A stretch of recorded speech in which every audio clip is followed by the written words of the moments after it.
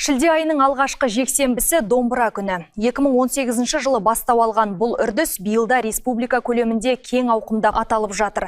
Ал ауданымызда ұлттық өнерді ұлықтап жүрген кімдер бар? Аймақтағы тілші тілдесіп қайтқан еді, сюжет көрейік. Ой жайлау шөбі шегін суыңдара,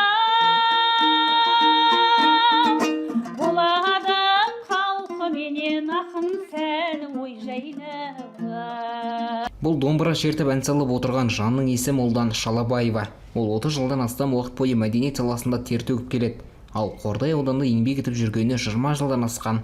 Бүгінде кейіпкеріміз аудандық мәдениет үйінің ой жайлау фольклорлық ансамбліне жетекшілік етеді. Жуырда ерен еңбегі үшін аудан әкімінің қолынан құрмет грамотасын да алыпты.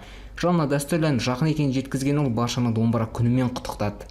Мен өзіме де ең өзімнің сүйікті аспабым домбыра әрине.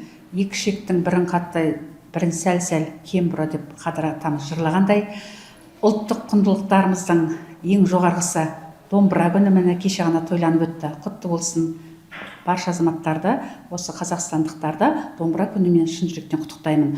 Өзім домбыра аспабын кішкентай кезімнен домбыра аспабында меңгердім. Нағыз қазақ қазақ емес, нағыз қазақ домбыра деген сөз текке айтылмаса керек. Екі шекті аспаптың үні қазақтың сан ғасырлық тарихынан сыр шертіп, ұлттық болмыстың үнін естітерлік құдіретке ие. Осы құдірет дәуірінде жанына серік еткендердің бірі Есімбей Үрпеков. 11 жасынан бастап ұлттық аспапты ұлықтап өскен жан болашақта төл туындысын өмірге әкелгісі келеді.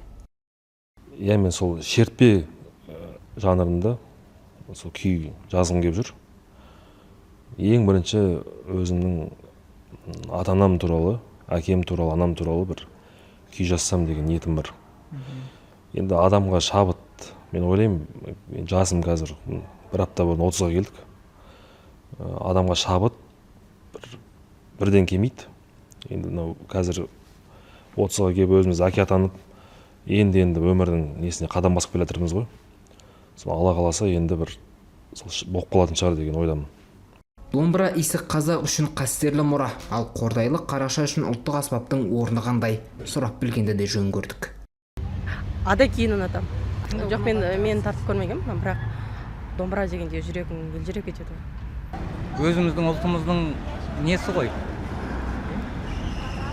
Аспабы. Қазағымның несі елестейді енді?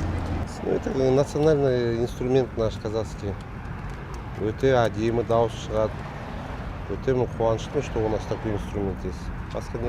Домбыра дегенде қазақтың ол құндылығы ғой.